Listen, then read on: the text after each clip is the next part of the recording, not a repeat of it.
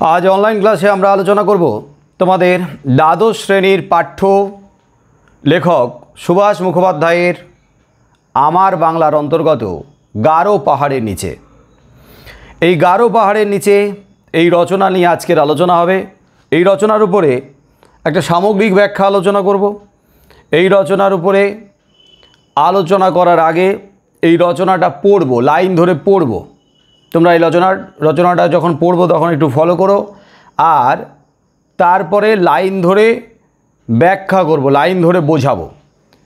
তো সাধারণত একটা অধ্যায় ভালোভাবে বোঝার জন্য যে পদ্ধতিটা আমি অ্যাপ্লাই করি সেটা হচ্ছে আগে গল্পটাকে পড়া, ভালো করে শোনা, ওটা নিজের মতো করে নিজেদের আগে বুঝে নিতে হবে। তারপরে ওই গল্পটার উপরে একটা সামগ্রিক আলোচনা করব, আর তারপরে লাইন ধরে ব্যাখ্যা করতে গিয়ে যে লাইন থেকে প্রশ্ন হতে পারে সেই লাইন থেকে প্রশ্নগুলো বলে দেব। তবে হ্যাঁ, আমার বাংলা থেকে তোমাদের পরীক্ষার জন্য কোনো শর্ট কোশ্চেন আসবে না। আমার বাংলা থেকে এমসিকিউ বা এসএকিউর প্রশ্ন আসবে না। এখান থেকে একটা রচনাধর্মী প্রশ্ন মানে ব্রড কোশ্চেন লিখতে হবে 5 নাম্বারের, কম বেশি 150টা শব্দের মধ্যে। তাহলে আমাদের এবছর সিলেবাসে আমার বাংলার অন্তর্গত 4টে অধ্যায় রয়েছে, 4টে রচনা রয়েছে। গারো পাহাড়ের নিচে, ছাতির বদলে হাতি, মেঘের গায়ে জেলখানা আর হাত বাড়াও। এই 4টে রচনা তোমরা ভালোভাবে পড়বে। তবে পরের দিকে এই 4টে রচনার মধ্যে যে কোনো দুটো রচনা এটা খুব ভালোভাবে নিজেদেরকে রপ্ত করে নিতে হবে। ওই দুটো রচনা থেকে যদি তোমরা জোর দাও তাহলে সম্ভাব্য একটা কমন পাবে, লিখতে পারবে। তবে এখন 4টে রচনাই ভালো করে পড়বে, 4টে রচনার উপরে প্রশ্ন উত্তর তৈরি করবে। তো আজকের আলোচনা হবে আমার বাংলার গারো পাহাড়ের নিচে। ব্রড কোশ্চেন তো 5 নাম্বারের হবে, রচনাধর্মী প্রশ্ন 5 নাম্বারেরই হয়। রচনা আছে, প্রবন্ধ রচনা 10 নাম্বারের, আর এদিকে ব্রড কোশ্চেন 5 নাম্বারের, বাকি তো এমসিকিউ আর এসএকিউ 1 নাম্বার করে।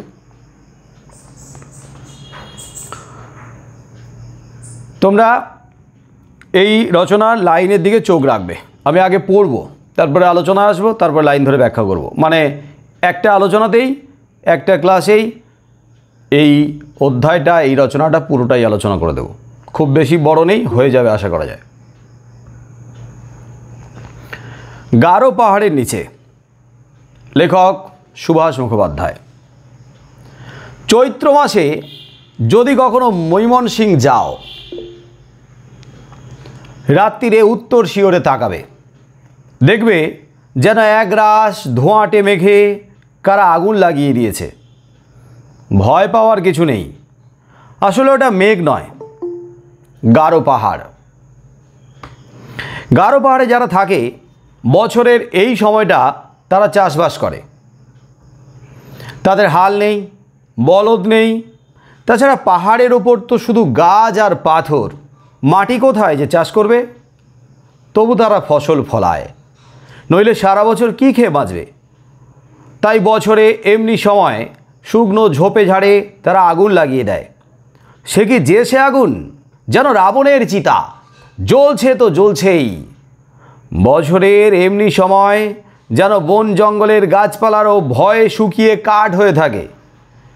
জঙ্গলে যখন আগুন লাগে তখন হয় মজা। বনের যত দুর্ধর্ষ জানোয়ার প্রাণ নিয়ে পালাই পালাই করে, বাঘ, অজগর, হরিণ, শুয়োর যে যেদিকে পারে ছোটে। আর পাহাড়ি মেয়ে পুরুষেরা সেই সুযোগে মনের সুখে হরিণ আর শুয়োর মারে। তারপর সন্ধেবেলা শিকার সেরে গোল হয়ে ঘিরে নাচ আর গান। এদিকে আস্তে আস্তে গোটা বন পুড়ে ছাই হয়ে যায়। পাথরের উপর পুরু হয়ে পড়ে কালো ছাইয়ের পলেস্তারা। তারপর বীজ ছড়াতে যা সময়, দেখতে দেখতে সেই পোড়া জমির ওপর সবুজ রং ধরে। মাথা চাড়া দেয় ধান, তামাক আর কত ফসল। আমরা এই লোকগুলোর এত কাছে থেকেও পর। শুধু জানি উত্তর দিকের আকাশটা বছরের শেষে একবার দপ করে জ্বলে ওঠে। দূরের আশ্চর্য মানুষগুলো তারপর কখন যে মেঘের রঙে মিলিয়ে যায় তার খবরও রাখি না। কাছাকাছি গিয়েছিলাম একবার। গারো পাহাড়ের ঠিক নিচেই সুসং পরগনা, রেল লাইন থেকে অনেকটা দূর। গাড়ি যাওয়ার যে রাস্তা, সে রাস্তায় যদি কখনো যাও কান্না পাবে। তার চেয়ে হেঁটে যেতে অনেক আরাম। সুসং শহরের গা দিয়ে গেছে সোমেশ্বরী নদী, শীতকালে দেখতে ভারী শান্তশিষ্ট।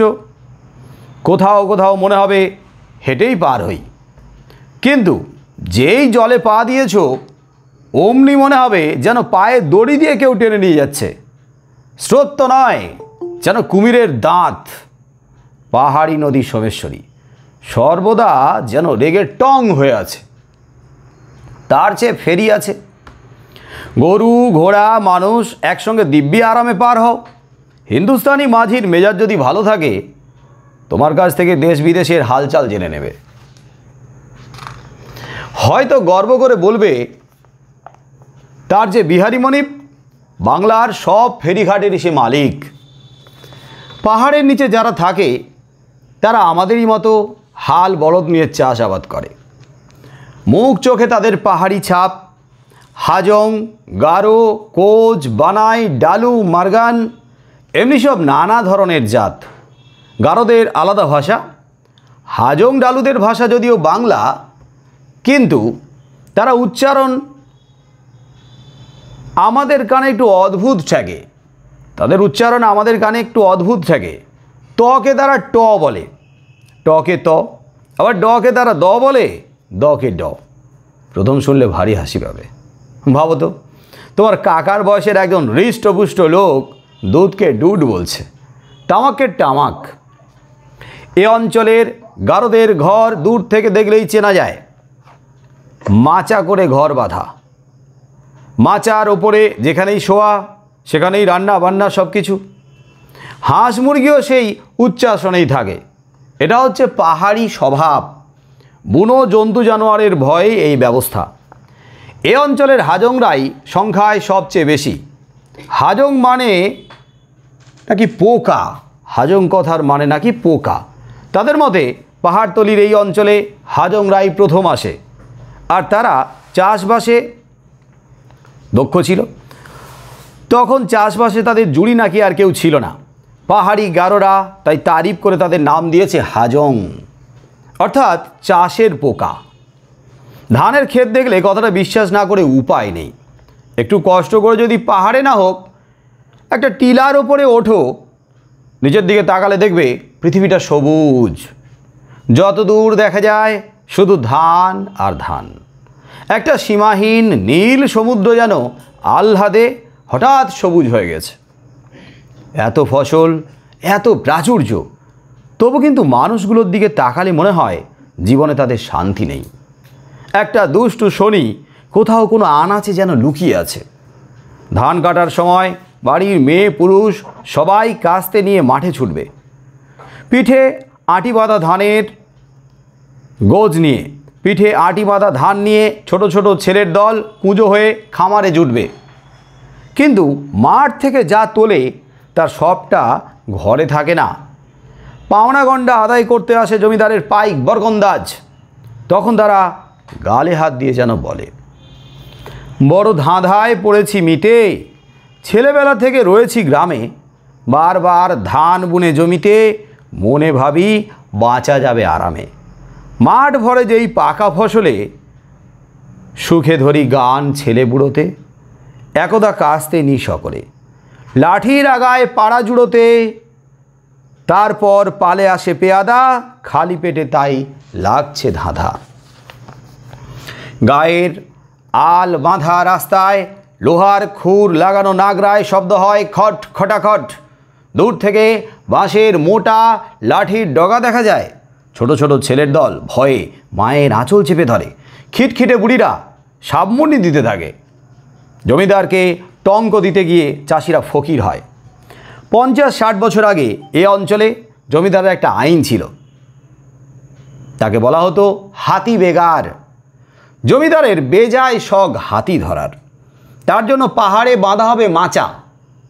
মাচার ওপর সেপাই শান্তি নিয়ে নিরিবিলিতে বসবেন জমিদার। সেই সঙ্গে পান থেকে চুন না খসে তার ঢালাও ব্যবস্থা। আর প্রত্যেক গাঁ থেকে প্রজাদের আসতে হবে নিজের নিজের চাল চিড়ে বেঁধে। যে অঞ্চলে হাতি আছে, যে জঙ্গলে হাতি আছে, সেই জঙ্গলে বেড় দিয়ে দাঁড়াতে হবে। ছেলে হোক বুড়ো হোক, কারও মাপ নেই। যারা হাতি বেড় দিতে যেত তাদের কাউকে সাপের মুখে, কাউকে বাঘের মুখে প্রাণ দিতে হতো। মানুষ কতদিন এসব সহ্য করতে পারে? তাই প্রজারা বিদ্রোহী হয়ে উঠল।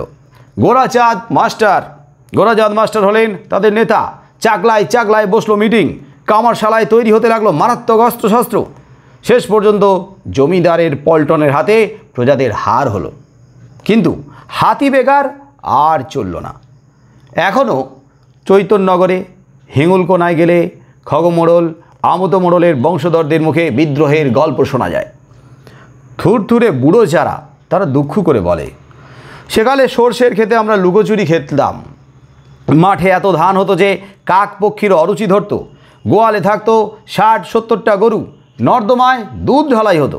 আর এখন এক ফোঁটা দুধের জন্যে পরের দুয়ারে হাত পাততে হয়। একটা কথা আগে বলে রাখি, ও অঞ্চলে যদি কখনো যাও, ওরা তোমাকে বাঙাল বলবে। চটে যেও না যেন। বাঙাল মানে বাঙালি। বাংলাদেশে থাকলেও ওদের আমরা আপন করে নিইনি, তাই ওরাও আমাদের পরপর ভাবে। অথচ আমরা সবাই বাংলাদেশেরই মানুষ। তো রচনাটা পড়লাম। এমনি রচনাটা পড়ার সময় খুব বেশি বুঝতে অসুবিধা হচ্ছে কি? এখানে এত জটিল কিছু নেই যা তোমাদের বুঝতে অসুবিধা হবে। হ্যাঁ, এটা একটা সময়ের ইতিহাসের একটা টুকরো ছবিকে ধরা আছে। আর যে ইতিহাসের টুকরো ছবিগুলো আমরা ইতিহাসের পাতায় পড়ে এসেছি, আমরা জানি সেই সময়ের পরিস্থিতি কেমন ছিল, সেই সময় আমাদের দেশের পরিস্থিতি কেমন ছিল, সেই সময় আমাদের বাংলার পরিস্থিতি কেমন ছিল, সেই সময় আমাদের বাঙালির দুর্দশা, দুরবস্থা, সঙ্গীন অবস্থা কেমন ছিল আমরা পড়ে এসেছি। আমরা আমাদের বড়দের কাছ থেকে শুনে এসেছি যে সেই সময় মানুষের কি দুর্বিষহ অবস্থা ছিল।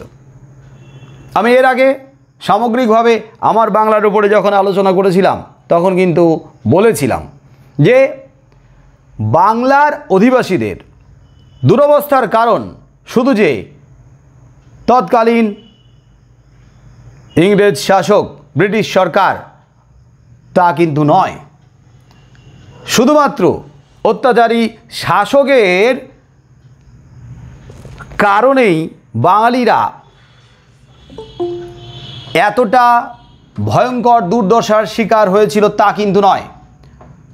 আরও কতগুলো কারণ ছিল, যে কারণগুলো বাঙালিদের দুরবস্থার কারণ হয়ে উঠেছিল।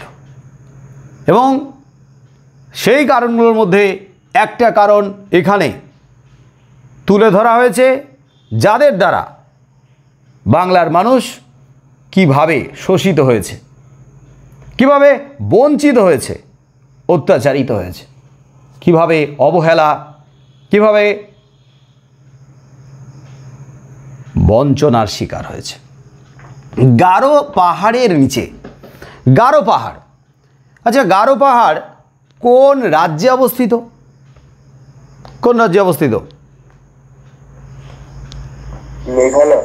মেঘালয়। মেঘালয়ে গারো পাহাড়। মেঘালয় আমাদের কাছাকাছি।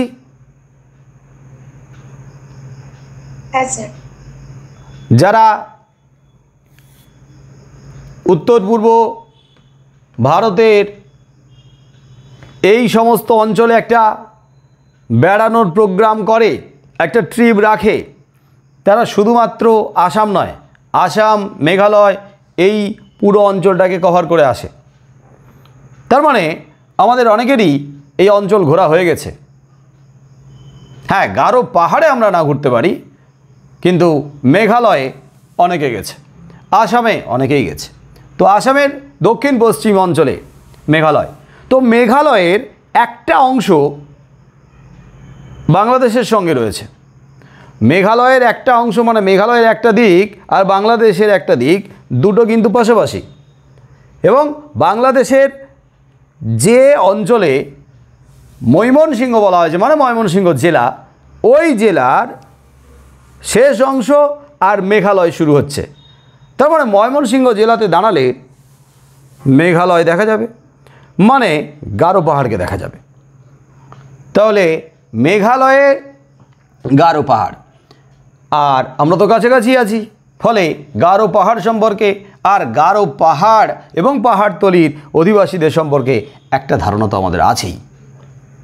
আর পাহাড়ি অঞ্চলের মানুষদের চোখে মুখে তো একটা পাহাড়ি ছাপ দেখা যায় না? এরা যে পাহাড়ি অঞ্চলের মানুষ, এদের চেহারা দেখলে, এদের মুখাবয়ব দেখলে আমরা কিন্তু বুঝতে পারি যে মুখে চোখে কিন্তু একটা পাহাড়ি ছাপ দেখা যায়। চেহারা কাষ্ঠালো, শক্তপোক্ত, মজবুত, আবার মুখটা একটু চাপা ধরনের এবং পাহাড়ি ছাপ কিন্তু রয়েছে। তাহলে গারো পাহাড় আর গারো পাহাড়তলিতে যারা রয়েছে পাহাড়ি অঞ্চলের যে উপজাতি, তাদের মুখে চোখে পাহাড়ি ছাপ থাকবে। তবে গারো পাহাড়ে মানে পাহাড়েই থাকতে হবে গারো অধিবাসীদের তা নয়, পাহাড়তলিতেও তারা ছড়িয়ে ছিটিয়ে রয়েছে। তবে হ্যাঁ, গারো পাহাড় আর গারো পাহাড়তলিতে শুধু গারো অধিবাসীরা নয়, গারো উপজাতিরা নয়, আরও কিছু উপজাতির কথা এখানে তুলে ধরা হয়েছে। বলো কি কি নাম? মনে তো তোমাদের থাকার কথা। বলো কি কি উপজাতির কথা বলা হলো? কোচ, ডালু, মারগান বলা হচ্ছে না, হাজং। তাহলে হাজং, কোচ, ডালু, বানাই, মারগান বিভিন্ন উপজাতিদের কথা বলা হয়েছে। এরা পাহাড়ি উপজাতি, তবে এরা পাহাড়েই থাকে নয়, অনেকে পাহাড়তলিতেও বসবাস করে। তাহলে একটা জিনিস আমাদের মাথায় রাখতে হবে যে পাহাড় এবং পাহাড়তলিতে যারা বসবাস করছে তাদের জীবন ধারণটা অত্যন্ত কষ্টের। তাদের জীবিকা নির্বাহ করতে হয় খুব পরিশ্রম করে। আমরা যারা সমতল অঞ্চলে আছি তাদের জীবিকা নির্বাহটা অনেক সহজ। আমাদের অন্য সংস্থান করার যে রাস্তা সেটা অনেক সহজ, কিন্তু তাদের অন্য সংস্থানের যে রাস্তা, যে মাধ্যম, সেটা কিন্তু একটু কঠিন। পাহাড়ি অঞ্চলের মানুষদের হাড় ভাঙা খাটুনি খাটতে হয়, পরিশ্রম করতে হয়। তবে তারা যে কঠিন অবস্থার ভেতর দিয়ে পরিশ্রম করে ফসল ফলায়, সেই পরিশ্রমের ফসল যদি তারা সম্পূর্ণটা ভোগ করতে পারত তাহলে কিন্তু তাদের জীবনে খুব একটা কষ্ট, দুঃখ বা অশান্তি বা সমস্যা থাকতো না। যা উপার্জন করছে সেই উপার্জনের অধিকাংশই যদি তারা পেত, তারা ভোগ করতে পারত, তারা তাদের পরিবারকে যদি তুলে দিতে পারত, তাদের পরিবারের মুখে যদি তুলে দিতে পারত, তাহলে কিন্তু এত কষ্ট, এত দুঃখ তাদের হতো না। কিন্তু ওই যে সময়কালটা তো আজকের নয়। আমার বাংলাতে তুলে ধরা হয়েছে 1943-এর সময়কাল, অর্থাৎ 50-এর সময়কাল। বাংলায় 50-এর সময়কাল মানে 1350 বঙ্গাব্দের সময়কাল। তবে হ্যাঁ, এই আমার বাংলাতে শুধু যে স্বাধীনতার পূর্ববর্তী একেবারে ওই সময়ের চিত্রকে তুলে ধরা হয়েছে, ওই সময়ের মানুষের অবস্থাকে তুলে ধরা হয়েছে তা নয়। আমার বাংলায় স্বাধীনতার পূর্ববর্তী, অখণ্ড বাংলা এবং সেই সময়ের মানুষদের কথা, আবার স্বাধীনতার পরবর্তীও বিভক্ত বাংলার এবং বিভক্ত বাংলার মানুষের কথাও তুলে ধরা হয়েছে। এর আগে আলোচনা করেছিলাম যে আমার বাংলার যে ভূমিকা অংশটা, সেই ভূমিকা অংশ কিন্তু অনেক পরে অন্তর্ভুক্ত করা হয়েছে, সেটা স্বাধীনতার অনেক পরে। এই গ্রন্থটা যখন প্রকাশিত হয়েছিল 1951 খ্রিস্টাব্দে, তখন কিন্তু ভূমিকা অংশ ছিল না, তাহলে অনেক পরে। তার মানে ভূমিকা অংশে যা লেখা হয়েছে সেটা লেখক যদি স্বাধীনতার পূর্ববর্তী অংশের কথাকে তিনি টেনে নিয়ে এসে লেখেন, লিখতেই পারেন, কিন্তু ভূমিকা অংশ পড়লে দেখতে পাবে স্বাধীনতার পরবর্তী কথা কিন্তু প্রসঙ্গক্রমে উঠে এসেছে। তার মানে স্বাধীনতা পূর্ববর্তী এবং পরবর্তী, অখণ্ড এবং অবিভক্ত বাংলার কথা এখানে তুলে ধরা হয়েছে, বাঙালিদের দুরবস্থার কথা এখানে তুলে ধরা হয়েছে। আর হ্যাঁ, এই যে বাঙালিদের কথা তুলে ধরা হয়েছে, এইবার দেখো মেঘালয় আর বাংলা পাশাপাশি। তো মেঘালয়ে গারো পাহাড় এবং পাহাড়তলিতে যে সমস্ত উপজাতি আছে তারা তো বাঙালি নয়, তারা তো পাহাড়ি জাতি, কিন্তু তারা যেহেতু আমাদের বাংলার কাছে রয়েছে, বাংলার পাশে রয়েছে, তাই লেখকের সহানুভূতিশীল দৃষ্টিতে তাদের কথা, তাদের উপরে অত্যাচারের কথা, তাদের দুরবস্থার কথাও কিন্তু উঠে এসেছে আমার বাংলার এই গারো পাহাড়ের নিচে এই রচনায়। এখন ঘটনা হচ্ছে, যে মানুষগুলো এত কষ্ট করে, এত পরিশ্রম করে ফসল ফলায়, বেঁচে থাকার জন্য অন্নসংস্থান করে, তাদের মুখের গ্রাস কেড়ে নিতে দ্বিধা করে না, ওই অঞ্চলটা যে জমিদারের এলাকার মধ্যে পড়ছে সেই জমিদার। অথচ আমরা জানি জমিদার মানে প্রজাদের রক্ষাকারী, প্রজারক্ষক হবে জমিদার।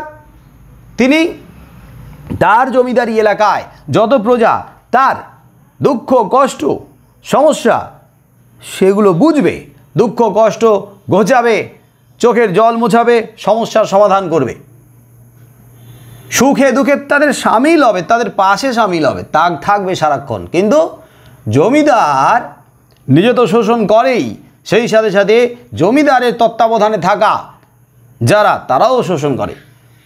জমিদারের শোষণের কথা এখানে প্রকট হয়ে উঠেছে। জমিদারের শোষণের কথা এখানে রীতিমতো গুরুত্ব পেয়েছে, কতখানি শোষণ করে এবং শোষণের জন্য জমিদার কাকে কাকে নিযুক্ত করে এবং তাদের দ্বারা শোষিত হয় এই গারো পাহাড় এবং পাহাড়তলির উপজাতিরা। এখন গারো পাহাড়ে জীবিকা নির্বাহ করে এই সমস্ত অধিবাসীরা কিভাবে, এটা আমরা তো জানি। পাহাড়ের ধাপে ধাপে ফসল ফলানো হয় ঝুম চাষ করে। ঝুম চাষ কি? ঝুম চাষ কি?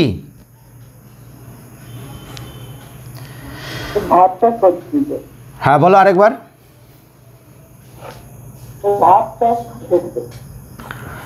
ধাপে ধাপে, পাহাড়ের গায়ে ধাপে ধাপে জল ধরে রেখে যে চাষবাস হয় সেটা তো ঝুম চাষের পদ্ধতি, তাই না?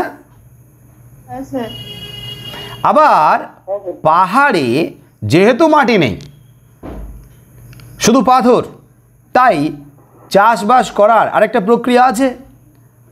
হ্যাঁ স্যার, মানে বন জঙ্গল পুড়িয়ে ফেলে। তাহলে বন জঙ্গলে তার আগুন ধরিয়ে দেয়। বন জঙ্গলে ঝোপঝাড় যখন পুড়তে থাকে তখন সেই ছাই পাথরের ওপরে ছড়িয়ে পড়ে, একটা পুরু আস্তরণ, পলেস্তার আস্তরণ পড়ে যায়, আর তারপরে তার উপরেই তারা বীজ টিজ ছড়িয়ে দেয়। এখানে পাহাড়ে যে ফসল ফলায় তার মধ্যে কি কি আছে? ধান আছে, তামাক আছে, আরও অন্যান্য ফসল তারা ফলায়, কিন্তু এখানে প্রধানত ধান আর তামাক। এবং এই ধান তামাক বা অন্যান্য ফসল ফলিয়ে যা তারা উপার্জন করে তাতে কিন্তু তাদের পরিবারের সারা বছর চলে যাওয়ার কথা, ভালোভাবেই চলে যাওয়ার কথা। কিন্তু এদের উপার্জনের, এদের উৎপাদিত ফসলের ওপরে থাবা বসায় জমিদার। আর জমিদারদের শখের তো শেষ নেই রে বাবা। হ্যাঁ, জমিদারের এলাকায় থাকে, জমিদারি এলাকায় থাকে, একটা নির্দিষ্ট হারে কর দিতে হবে, এটা স্বাভাবিক যে বছরে জমিদারকে এই হারে কর দিতে হবে, এইটুকু কর দিতে হবে। সেটুকু কর দিলাম, নিস্তার পেলাম, ঠিক আছে। কিন্তু তা নয়, জমিদারের লোভ উত্তরোত্তর বাড়তে থাকে। আর জমিদার যেন বসে বসে পরিকল্পনা করে যে প্রজাদেরকে একেবারে শোষণ করতে করতে কীভাবে নিঃস্ব করে ফেলবো। কত রকমের তারা পদ্ধতি, প্রক্রিয়া, পন্থা বের করে তার ঠিক ঠিকানা নেই। তবে এখানে জমিদারদের একটা শখের কথা বলা হয়েছে, যেটা আমাদের কাছে রীতিমতো অবাক করার মতো, বিস্ময়ের। কোন শখের কথা বলা হয়েছে? একটা মানুষের শখ পূরণের জন্য প্রজারা তাদের প্রাণ বিপন্ন করছে। কোন শখ? হাতি মারা, হাতি ধরা। হাতি মারা না, হাতি ধরা। হাতি ধরে দিতে হবে। জমিদারের শখ হাতি পুষবে। জমিদারের হাতিশালায় কত হাতি আছে, আরও হাতি তিনি তার হাতিশালায় রাখতে চান। জমিদারের শখ হাতি ধরে হাতিশালায় রাখবে, কিন্তু হাতি ধরে দেওয়ার দায়িত্ব প্রজাদের। বোঝো অবস্থা।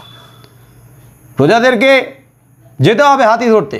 যে জঙ্গলে হাতি আছে তাদেরকে বেড় দিয়ে দাঁড়াতে হবে, জঙ্গল ঘিরে দাঁড়াতে হবে। বাচ্চা থেকে বুড়ো সবাইকে কতদিন ধরে থাকতে হবে তার ঠিক ঠিকানা নেই। তার জন্য কিন্তু জমিদার খাবার টাবার দেবেন না, হ্যাঁ, জমিদার পারিশ্রমিক দেবেন না, নিজেদের খাবার টাবার নিজেদেরকে বেঁধে নিয়ে যেতে হবে। কিন্তু জমিদারের যাতে কোনো রকমের নিরাপত্তার অভাব না হয়, তাই জমিদারকে বেশ উঁচু টিলার উপরে বা গাছের উপরে মাচা করে সেখানে বসিয়ে রাখা হবে। সেপাই শান্তি সব বসে থাকবে, তার নিরাপত্তার ব্যবস্থা রাখবে, আর তার আনন্দের মনোরঞ্জনেরও ব্যবস্থা থাকবে। তিনি মজা করবেন, আর প্রজারা প্রাণ বিপন্ন করে হাতি ধরবে। একদিক থেকে হাতিকে তাড়িয়ে নিয়ে আসা হবে, আর একদিকে প্রজারা বেড় দিয়ে দাঁড়িয়ে থাকবে জঙ্গল, হাতি এলেই ধরবে। বোঝো অবস্থা, খালি হাতে হাতি ধরবে। হ্যাঁ, বেশিরভাগ ক্ষেত্রে সাপের ছোবলে মারা যাচ্ছে, তো বাঘের আক্রমণে, বাঘের থাবায়। আবার হাতির পায়েও যে পিষ্ট হবে না, এটা আমরা কি করে বলতে পারি? হাতির পায়েও পিষ্ট হচ্ছে, হাতির সুরে প্রাণ যাচ্ছে, হাতির সুর দিয়ে আছাড় মারছে। তো এরকম ভয়ঙ্কর ভয়ঙ্কর জীবজন্তুর আক্রমে তাদের প্রাণ যাচ্ছে। অথচ একটা মানুষের শখ পূরণ করার জন্য কত মানুষ প্রাণ দিচ্ছে, কি নিষ্ঠুর, কি অমানবিক। এইরকম জমিদারের অদ্ভুত অদ্ভুত শখ হতো, যে শখ পূরণ করার জন্য প্রজারা এইরকমভাবে জীবন দিত। প্রজাদের ত্যাগ স্বীকার করতে হবে জমিদারের শখ পূরণ করার জন্য। এছাড়া জমিদারের এলাকায় থাকে, তার জন্য তাকে খাজনা দিতে হবে। হতে পারে কোনো বছর দেখা গেল ভালো ধান হলো না, হতেই পারে। প্রাকৃতিক দুর্যোগ, প্রকৃতির প্রতিকূলতা, সেই কারণে হয়তো ফসল ভালো মতো ফলল না, ঠিক মতো ফলল না। জমিদারের যে খাজনা, সেই খাজনা হয়তো দিতে পারলো না, প্রজারা এক বছর বাকি থেকে গেল। কিন্তু পরের বছর সেই খাজনা তো দিতেই হবে, তার থেকে আরও মাত্রাতিরিক্তও দিতে হবে। বোঝো অবস্থা। কোথায় মানবিকতা? প্রজারা তো তোমার, জমিদার তোমারই তো প্রজা। তাহলে প্রজারা যদি অসুবিধায় পড়ে, দেখার দায়িত্ব তো তোমার। যখন ভালো সময়, প্রজারা তখন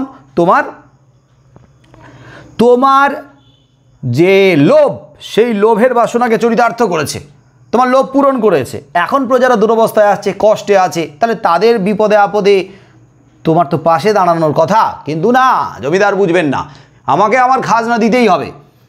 আর যদি জমিদার কাছ থেকে কেউ ধার টার নেয়, ধার বাকি নিলে তো সেটা তো পূরণ করতে হবে নিশ্চয়ই, তার জন্য অতিরিক্ত হারে খাজনা দিতেই হবে। এখন দিনের পর দিন মানুষ অত্যাচার সহ্য করছে। আমরা এই কৃষক, এই পাহাড়ি উপজাতিদেরকে যতই আমরা অসহায় ভাবি না কেন, এরা যে দুর্বল তা নয়। আসলে এরা যেন ঐক্যবদ্ধ হতে পারেনি বলেই তাদেরকে দুর্বল মনে হয়। কিন্তু এরা যদি ঐক্যবদ্ধ হয়, এরা যদি সংঘবদ্ধ হয়, তাহলে বিপুল শক্তি ধারণ করতে পারে, এবং সেই শক্তিতে জমিদারকে পিছু হটতে বাধ্য। কিন্তু ঘটনা হচ্ছে, এদেরকে ঐক্যবদ্ধ করবে কে, এদেরকে সংঘবদ্ধ করবে কে, এদেরকে রাস্তা দেখাবে কে, এদেরকে পরিচালিত করবে কে? তাহলে পরিচালিত করার জন্য, রাস্তা দেখানোর জন্য, সংঘবদ্ধ করার জন্য এমন কাউকে দরকার যে হবে পথপ্রদর্শক, যার মধ্যে সাংগঠনিক ক্ষমতা থাকবে, যে সবাইকে এক ডাকে একজোট করতে পারবে, তাদের মধ্যে একটা চেতনা জাগিয়ে তুলতে পারবে। আর এরাও দিনের পর দিন অত্যাচারিত হতে হতে, মার খেতে খেতে, এদের মধ্যে যে ক্ষোভ, যে রাগ, সেটা জমতে জমতে পুঞ্জীভূত হতে হতে শুধু স্ফুলিঙ্গের অপেক্ষায়, শুধু স্ফুলিঙ্গ দিলেই বিস্ফোরণ ঘটবে। আর সেই স্ফুলিঙ্গ দেওয়ার কাজটা করেছিলেন এই অঞ্চলের মাস্টার মশাই। কি নাম? গোরাচাঁদ মাস্টার। তো ব্যাপারটা হচ্ছে এই যে, এটা থেকে আমার বাংলা থেকে শর্ট কোশ্চেন থাকবে না, কিন্তু এইরকম থাকতে পারে। ধরো একটা লাইন তুলে প্রশ্ন দিল, সেই প্রশ্নে 5-এর মধ্যে একটা পার্ট থাকতে পারে 1 নাম্বারের বা 2 নাম্বারের, যে গারো পাহাড়ের নিচে এখানে যে পাহাড়ি জাতি, পাহাড়ি উপজাতি তারা সংঘবদ্ধ হয়েছিল, তারা বিদ্রোহ করেছিল কার নেতৃত্বে? 1 নম্বরের একটা পার্ট গোরাচাঁদ মাস্টার। এবং তাদের বিদ্রোহের পেছনে কিভাবে তাদেরকে ঐক্যবদ্ধ করা হয়েছে, কেন তাদেরকে ঐক্যবদ্ধ করা হয়েছে, কি কারণে তারা সংঘবদ্ধ হয়েছিল, কি কারণে তারা বিদ্রোহ করেছিল, সেটা বিস্তৃতভাবে লিখতে হবে এবং তাদের পরিণতিটাও কি হয়েছিল। তাহলে পার্ট মার্কিং থাকতেই পারে। 1 নম্বরে শর্ট কোশ্চেন আলাদা করে নয়, ব্রড কোশ্চেনের মধ্যে 1 নম্বরে একটা পার্ট থাকতে পারে। তাই এখানে যত তথ্য আছে ছোট ছোট সেই তথ্যগুলোকে কিন্তু মনে রাখতেই হবে, ওগুলো কিন্তু শর্ট কোশ্চেন হিসেবে 5-এর মধ্যে পার্ট আছে। যাই হোক, এখানে লেখক নিজে যে এই অঞ্চলের পাহাড়ি উপজাতিদের কাছে পৌঁছে গিয়েছিলেন, তিনি তাদের কষ্টটাকে উপলব্ধি করেছিলেন, তাদের জীবন যাত্রা দেখেছিলেন এবং তাদের কাছে পৌঁছে যাওয়ার জন্য যে পথে তিনি গিয়েছিলেন সেই পথে যাওয়ার এখানে একটা সংক্ষিপ্ত বর্ণনা দিয়েছিলেন, কত কষ্ট করে যেতে হয় সেই পথে। সেই পথের বর্ণনা দিয়ে তারপরে তাদের সম্পর্কে এখানে সবিস্তারে একটা আলোচনা করেছেন তিনি। তাদের জীবনযাপনের যে কঠিন অবস্থা, তাদের সঙ্গীন দুঃসহ অবস্থাকে তুলে ধরেছেন তিনি। আর সেখান থেকে বেরিয়ে আসার জন্য, সেখান থেকে পরিত্রাণ পাওয়ার জন্য একটা উপায়ও বলেছেন। আমার বাংলা শুধুমাত্র বলেছিলাম, আমার বাংলা কিন্তু শুধুমাত্র তৎকালীন চিত্রটাকে তুলে ধরেনি। আমার বাংলার প্রত্যেকটা রচনায় চিত্র তুলে ধরার সাথে সাথে সেই সময়ের সাধারণ মানুষের, আমাদের বাংলার মানুষের এই পাহাড়ি উপজাতিদের দুরবস্থার কথা তুলে ধরার সাথে সাথে ওই অবস্থা থেকে, ওই সংকট থেকে, ওই সমস্যা থেকে বেরিয়ে আসার অর্থাৎ উত্তরণের রাস্তা বা পথও কিন্তু বাতলে দেওয়া হয়েছিল। বলো, মানুষ যখন অসহায়, মানুষ যখন অত্যাচারিত, মানুষের দেওয়ালে যখন পিঠ ঠেকে গেছে আর বাঁচার কোনো উপায় নেই, তখন উত্তরণের রাস্তা কি বলো? তালিবানদের নির্মম অত্যাচারে, ভয়ঙ্কর অত্যাচারে আফগানিস্তানের মানুষের যে অবস্থা, সেই অবস্থা থেকে বেরিয়ে আসার জন্য এখন তারা কি করছে? এই কদিন আগে আফগানিস্তানের স্বাধীনতা দিবস গেল, চোখে পড়েছে বিভিন্ন দৃশ্যগুলো, পড়েছে না? মানুষ দেখতে পাচ্ছে এখন আর বাঁচার কোনো উপায় নেই, এখন তো আমরা ঘরে থাকলেও মরবো। তাহলে মানুষ কিন্তু স্বাধীনতা দিবসে আফগানিস্তানের পতাকা নিয়ে দলে দলে বেরিয়ে এসেছে, তাতে গুলি চালিয়েছে, তবুও তাদের মধ্যে একটা শেষ চেষ্টা, মরিয়া চেষ্টা, আমরা বাঁচবো, যেন সারা বিশ্ব চুপ করে গেছে। তাহলে সারা বিশ্ব মানে পাড়া প্রতিবেশীরা যখন চুপ করে যায়, আশেপাশের দুনিয়া যখন চুপ করে যায়, কারোর যখন কোনো মাথা ব্যথা থাকে না, তখন ঘরের মানুষ যখন মরণাপন্ন, মৃত্যুর সামনাসামনি এসে দাঁড়িয়ে দেওয়ালে পিঠ ঠেকে গেছে, তখন লড়াইটা কাদের লড়তে হয়? ঘরের মানুষদেরকেই লড়তে হয়, নিজেকেই লড়তে হয়, নিজের থেকেই লড়তে হয়। এই মানুষগুলো বুঝে গেছে যে আমাদের পাশে দুনিয়া নেই, কেউ নেই, বিশ্ব নেই, তাহলে আমাদের লড়াইটা আমাদেরকেই লড়তে হবে। তাই গুলির সামনে তারা রাস্তায় নেমে এসেছে, দলে দলে পথে বেরিয়ে এসেছে। তো এখানকার মানুষরাও তাই, এখানকার মানুষরা দেখছে যে আমরা যদি না জাগি, আমরা যদি না সংঘবদ্ধ হই, আমরা যদি রুখে না দাঁড়াই, বিদ্রোহ না করি, তাহলে এটা তো বছরের পর বছর চলতে থাকবে। হ্যাঁ, জিতবো কি হারবো সেটা বড় কথা নয়, কিন্তু লড়াইটা তো লড়ি, এবং আমরা লড়াইটা লড়বো, আমাদের শেষ রক্তবিন্দু দিয়ে লড়াইটা লড়বো, এবং সেই লড়াইটা দ্বারা আমরা দেখিয়ে দেব এমন একটা লড়াই যা আলোড়ন সৃষ্টি করবে, এমন একটা লড়াই যা জমিদারের মনের মধ্যে একটা ভয়, আতঙ্ক, ত্রাস তৈরি করে দেব। এবং জমিদার যদি জিতেও যায়, পরের বারে আমাদের উপরে আঘাত হানতে 4 বার ভাববে, 10 বার ভাববে যে না, এই লোকগুলোকে আঘাত করলে তার যে পাল্টা প্রতিক্রিয়াটা, তার যে পাল্টা আঘাতটা, এটা কিন্তু খুব একটা সহজ নয়, অত্যন্ত কঠিন আঘাত আসবে। তাহলে ভয় দেখাতে হবে। আমরা যদি নিজেরা ভয় পাই, নিজেরা ভয় পেয়ে যদি সিটিয়ে যাই, একেবারে যদি গুটিয়ে যাই, তাহলে অত্যাচারীরা দিনের পর দিন আঘাত করে যাবে। তাই মরবো, জিতবো কি হারবো বড় কথা নয়, লড়াইটা করব, আঘাতটা করে ছাড়বো। পরের বার যখন আঘাত হানতে আসবে, তখন ভাববে কয়েকবার যে না, এদেরকে আঘাত করলে পাল্টা ভয়ঙ্কর আঘাত কিন্তু আসবে, তার প্রতিরোধ করা সম্ভব নয়। হ্যাঁ, এই রকম একটা আঘাত কিন্তু দিয়েছিল জমিদারের শখ পূরণ করার জন্য হাতি বেগার, এটা যাতে বন্ধ হয়, জমিদারের এই শখ যাতে আর না থাকে, তার জন্য জোর একটা ধাক্কা দিয়েছিল এই পাহাড়ি উপজাতিরা সংঘবদ্ধ হয়ে গোরাচাঁদ মাস্টারের নেতৃত্বে। কিন্তু হাতি বেগার বন্ধ হয়ে গিয়েছিল। হাতি বেগার বন্ধ হয়ে গিয়েছিল, প্রজারা কি জিতেছিল না হেরেছিল?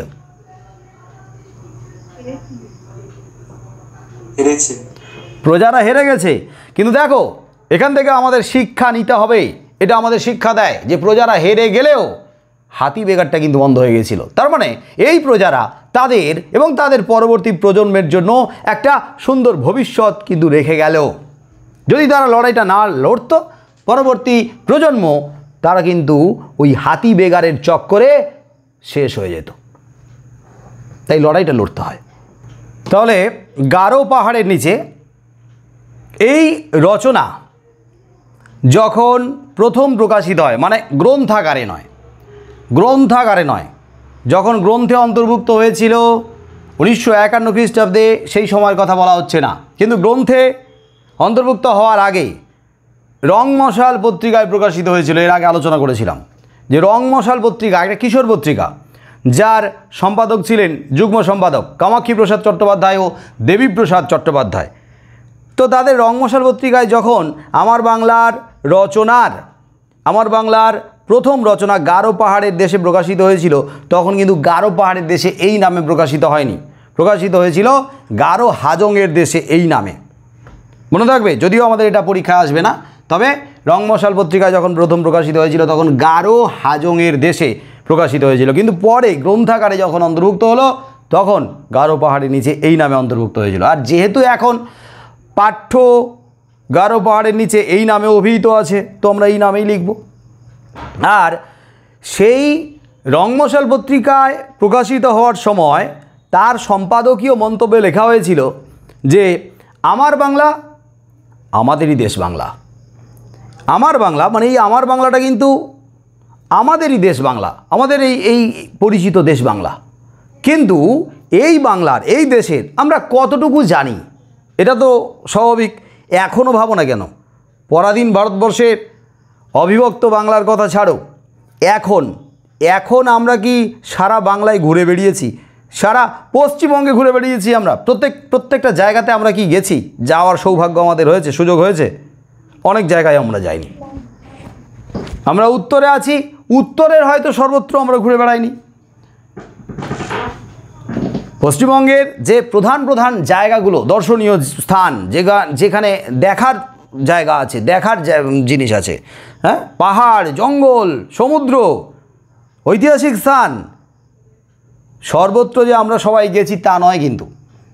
আর তাহলে এখন এই সময় দাঁড়িয়ে যদি আমরা এই পশ্চিমবঙ্গের সর্বত্র না দেখতে পারি, ঘুরে বেড়াতে না পারি, তাহলে অখণ্ড বাংলার সর্বত্র ওই সময়ে সবাইকে আমরা দেখেছি? মানে ওই সময়ের মানুষ কি সর্বত্র দেখেছে ঘুরে বেড়িয়ে? নিশ্চয়ই না। তাহলে সেই সময় বাংলার মানুষের কাছে আমার বাংলা হচ্ছে সেই সময়ের একটা ছবি হিসাবে, চিত্র হিসাবে তুলে ধরেছে একেবারে নিখুঁতভাবে। তাই বলছে আমরা বাংলার মানুষ, বাংলাদেশের মানুষ, অথচ আমরা বাংলার কতটুকু খবর রাখি? আমরা কি সবসময় ভেবে দেখতে পারি যে কি বিচিত্র এই দেশ? এই দেশ মানে কিন্তু ভারতবর্ষকে বোঝাচ্ছে না। কি বিচিত্র এই দেশ মানে কি বিচিত্র এই বাংলার কথা বলা হয়েছে। কি বিচিত্র এই দেশ, কি বিচিত্র এই বাংলা। আর এখানকার মানুষ কত আশ্চর্য, এখানকার মানুষ কত গভীর তাদের দুঃখ, কষ্ট, অভাব, দারিদ্র, কি করুণ তাদের অবস্থা। এমনি কত কি আমার বাংলায় ধরা রয়েছে। আর আমার বাংলা এইগুলোই মনে করিয়ে দেয়, এইগুলো স্মরণ করিয়ে দেয়। তাহলে আমার বাংলার গারো পাহাড়ের নিচে এই রচনা রংমশাল পত্রিকায় প্রকাশিত হওয়ার সময় সম্পাদকীয়তে এই কথা লেখা হয়েছিল, যেটা সত্যি বাস্তব। আমরা এখন দাঁড়িয়ে যদি পশ্চিমবঙ্গকে ভালো করে না দেখে থাকি, তাহলে ওই সময়ের মানুষ সারা বাংলাকে কি করে দেখবে? দেখেনি।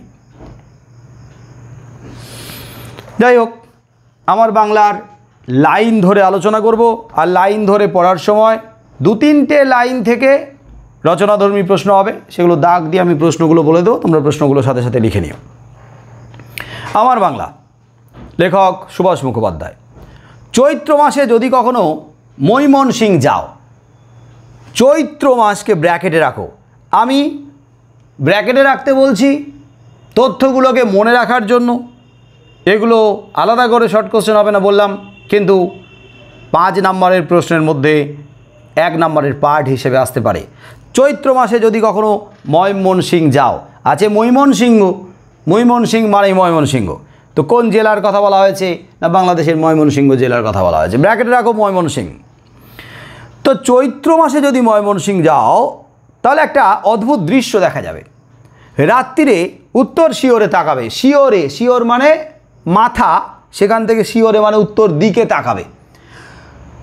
ময়মনসিংহে গেছো, ওখান থেকে রাত্রে সোজা তাকাবে উত্তরের দিকে।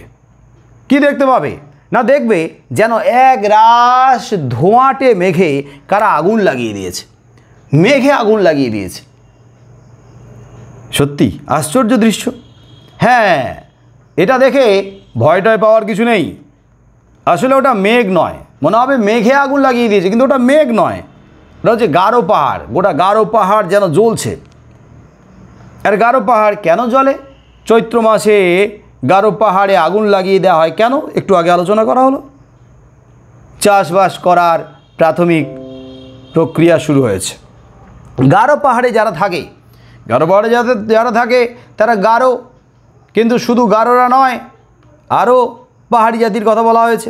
যাই হোক, গারো পাহাড়ে যারা থাকে বছরের এই সময়টা মানে এই চৈত্র মাসে, বছরের এই শেষের দিকে তারা চাষবাস করে। চাষবাস করে কি করে?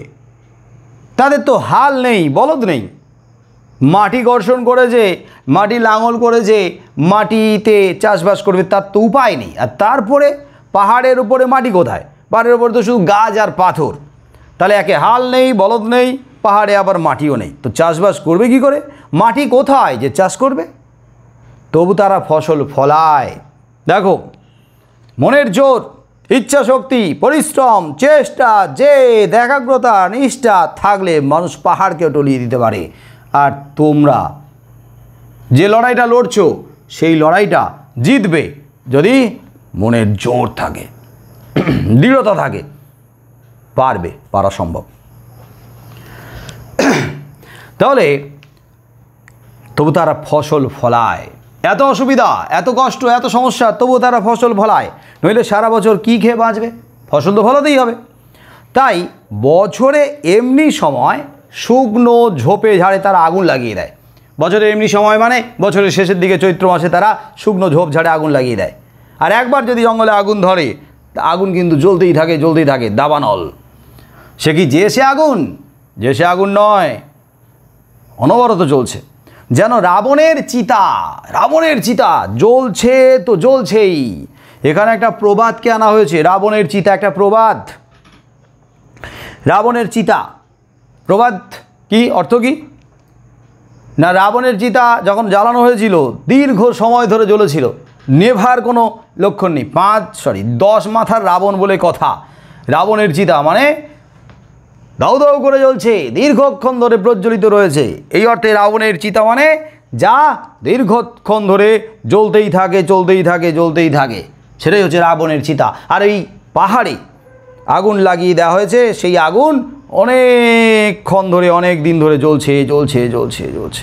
তাই বলছে রাবণের চিতা জ্বলছে তো জ্বলছে, নেভার কোনো লক্ষণ নেই।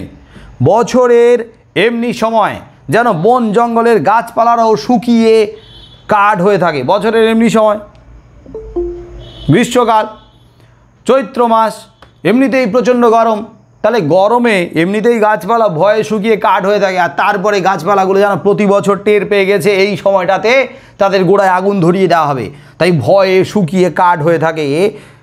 কে যাবে আর কে থাকবে টিকে? জঙ্গলে যখন আগুন লাগে তখন হয় মজা।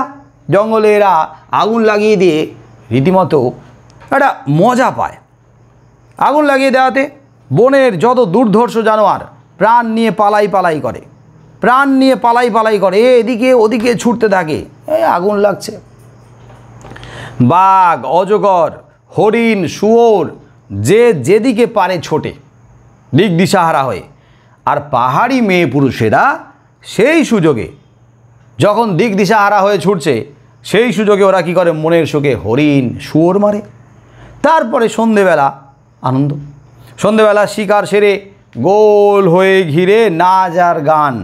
এই যে উপজাতিদের আদিবাসীদের নাচ গান আমরা তো টিভিতে দেখেছি না, অনেকে বেড়াতে টেড়াতে গিয়েও এদের নাচ গানে আমরা সামিল হয়েছি। এরাও যেমন আনন্দ করে এদের আনন্দের শরিক হয়েছি আমরা। এটা বেড়াতে গিয়ে বাড়তি পাওনা আমাদের কাছে।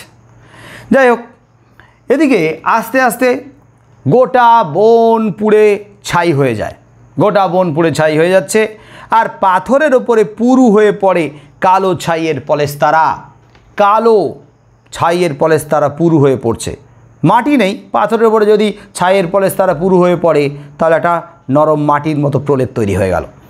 আর তার উপরে বীজ ছড়াতে যা সময়, ব্যাস তার উপরে এরা বীজ ছড়িয়ে দিয়ে অপেক্ষা করে। আর দেখতে দেখতে সেই পোড়া জমির ওপরে সবুজ রং ধরে, ফসল মাথাচাড়া দেয়, মাথাচাড়া দেয় ধান, তামাক, আরও কত ফসল। ব্র্যাকেটে রাখবে, ধান তামাককে ব্র্যাকেটে রাখো। অনেক ফসলের কথা এখানে বলা হয়েছে, তবে দুটো এখানে উল্লেখ করা হয়েছে, তাই দুটোকে ব্র্যাকেটে রাখো। আমরা এই লোকগুলোর এত কাছে থেকেও পর, এরা আছে মেঘালয়, মেঘালয়ের গারো পাহাড়ে, গারো পাহাড়তলিতে, আর আমরা আছি বাংলায়, ময়মনসিংহ বাংলা, কাছাকাছি পাশাপাশি। এত কাছে থেকেও এত পাশে থেকেও কিন্তু এরা আমাদের কাছে পর, বা আমরা এদের কাছে পর। কারণ এরা বাঙালি নয়, এরা পাহাড়ি উপজাতি। এদের সঙ্গে আমাদের একটা পার্থক্য আছে, এদের জীবন ধারণ, এদের কথাবার্তা, ভাষা ইত্যাদির সঙ্গে পার্থক্য আছে। তাই এত কাছে থেকেও এদের থেকে আমরা দূরে, এদের আমরা পর করে রেখেছি। শুধু জানি, সারা বছর কিন্তু এদের নিয়ে আমরা ভাবি না, সারা বছর এদের কথা আমাদের মাথায় আসে না, মনেই পড়ে না। কিন্তু একটা সময় আসে, উত্তর দিকের আকাশটা বছরের শেষে একবার দপ করে জ্বলে ওঠে। চৈত্র মাসে ওই জঙ্গলে আগুন লাগিয়ে দিলে বছরের শেষে দপ করে জ্বলে ওঠে। আর যখনই দপ করে জ্বলে ওঠে তখন বাংলাদেশের মানুষগুলোর মনে পড়ে যায় এদের কথা। আচ্ছা আচ্ছা, এরা এখানে বসবাস করছে, এরা এখানে চাষবাস করার জন্য তার আগে প্রস্তুতি শুরু করেছে। দূরের আশ্চর্য মানুষগুলো তারপর কখন যে মেঘের রঙে মিলিয়ে যায় তার খবরও রাখি না। মানে ব্যাপারটা বোঝা গেল? সারা বছরে কোন সময় এদের খবর একটু আমাদের মাথায় আসে, এদের কথা ভাবনাটা আসে কোন সময়? চৈত্র মাসে। আর তারপরে আস্তে আস্তে আগুন নিভে যায়, আর এদের কথাও আমাদের মন থেকে হারিয়ে যায়। এরাও কোথায় মেঘের রঙে মিলিয়ে যায়। আবার বছর ফিরে চৈত্র মাসে যখন আসে, যখন মেঘে আগুন ধরিয়ে দেয়, মানে পাহাড়ি উপজাতিরা যখন গারো পাহাড়ে আগুন ধরিয়ে দেয়, তখন এদের কথা মনে পড়ে যায়। আবার আস্তে আস্তে সারা বছর কোথায় মন থেকে এদের কথা হারিয়ে যায়। যাই হোক, কাছাকাছি গিয়েছিলাম একবার। লেখক এই গারো পাহাড়ি জাতিদের কাছাকাছি একবার গিয়েছিল গারো পাহাড়ে। তো গারো পাহাড়ে ঠিক নিচেই সুসং পরগনা। সুসং পরগনাকে ব্র্যাকেটে রাখো। গারো পাহাড়ের নিচে কোন পরগনার কথা বলা হয়েছে? সুসং পরগনা। রেল লাইন থেকে অনেকটা দূর, তার মানে স্টেশন থেকে নেমে কাছাকাছি নয়, অনেকটা দূর। পাহাড়ি রাস্তা, যেতে অসুবিধা হওয়ারই কথা। গাড়ি যাওয়ার যে রাস্তা, সে রাস্তায় যদি কখনো যাও কান্না পাবে। ওই রকমভাবে আলাদা করে পিচ রাস্তা তৈরি করা নেই, উঁচু নিচু এবড়ো খেবড়ো রাস্তা, পাহাড়ি রাস্তা। গাড়িতে করে যদি যাও, গাড়ি ওই রকমভাবেই যাবে, কান্না পাবে। তার থেকে তোমার মনে হবে না বাবা, গাড়ির মতো যাক, আমি কিন্তু সময় লাগুক, হেঁটে হেঁটে যাব, অনেক বেশি আরাম। পরিশ্রম হবে কিন্তু আরামটা থাকবে। আর গাড়িতে নিয়ে গেলে পুরো আছাড় মারতে মারতে নিয়ে যাবে। সুসং শহরের গা দিয়ে গেছে সোমেশ্বরী নদী। সোমেশ্বরী নদীকে ব্র্যাকেটে রাখো। সুসং শহরের গা দিয়ে গেছে, সুসং শহরের গা দিয়ে গেছে, সুসং পাহাড়ের ঠিক নিচ দিয়ে, তো এই গারো পাহাড়ের নিচ দিয়ে সুসং পরগনা। আর সুসং শহর, সুসং একটা শহর, পাহাড়ি শহর। তো সুসং শহরের গা দিয়ে গেছে নদী, নদীটার নাম সোমেশ্বরী নদী। শীতকালে দেখতে ভারী শান্তশিষ্ট পাহাড়ি নদীর একটা স্বভাব আছে, বৈশিষ্ট্য আছে।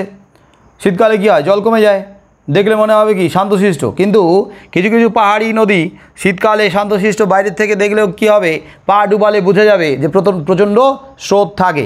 আমাদের তিস্তা, যেমন তিস্তাতে কিন্তু শীতকালেও কিন্তু যথেষ্ট স্রোত থাকে, যথেষ্ট টান থাকে। উপর থেকে দেখলে কী মনে হবে, বর্ষাকালে তো প্রচণ্ড স্রোত, নামতে ভয় করবে, কিন্তু শীতকালে অত স্রোত নাই, অত ঢেউ নাই, শান্তশিষ্ট। কিন্তু ভারী শান্তশিষ্ট বাইরের থেকে দেখলে মনে হবে, কিন্তু কোথাও কোথাও মনে হবে হেঁটেই পার হই, এত শান্তশিষ্ট। কিন্তু যেই জলে পা দিয়েছো অমনি মনে হবে যেন পায়ে দড়ি দিয়ে কেউ টেনে নিয়ে যাচ্ছে, এমনই স্রোত। স্রোত তো নয়, যেন কুমিরের দাঁত টেনে ধরে হিড় করে টেনে নিয়ে যাওয়ার মতো অবস্থা। পাহাড়ি নদী সোমেশ্বরী সর্বদা যেন রেগে টং হয়ে আছে, টং মানে একবার রাগ একেবারে মাথায় চড়ে আছে, টং হয়ে আছে, একদম শীর্ষ। তার চেয়ে বাবা হেঁটে যাওয়ার দরকার নেই, বিপদ আছে, তার চেয়ে ফেরি আছে, ফেরি। এ ঘাট থেকে ওই ধারে, নদীর এ ধার থেকে ও ধারে পারাপার করার জন্য ফেরি আছে, ছোট ছোট নৌকো। তো সেই ফেরিতে করে পার হও, নিরাপত্তা আছে, নিরাপদ। সেই ফেরিতে করে পার হচ্ছে মানুষ, গরু, ঘোড়া, জীবজন্তু, মানুষ সব একবারে। তাহলে গরু, ঘোড়া, মানুষ একসঙ্গে দিব্যি আরামে পার হও, গরু ঘোড়ার গন্ধ নিতে নিতে। হিন্দুস্তানি মাঝির মেজাজ যদি ভালো থাকে, হিন্দুস্তানি মাঝি, ওই ফেরি পারাপার করাচ্ছে যে মাঝি, সে হিন্দুস্তানি মাঝি, বাঙালি না, হিন্দুস্তানি মাঝি,